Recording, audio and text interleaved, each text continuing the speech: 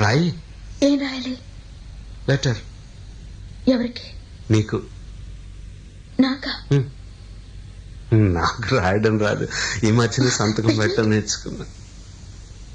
నాకు నువ్వు రాసే ఉత్తరం నేను రాసి నాకు చదివి వినిపించి తర్వాత నువ్వు చదువుకో.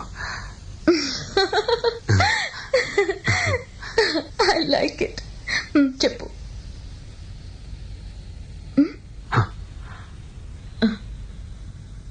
నా ప్రియ, ప్రేమతో నీకు నీకు నే రాసే నేను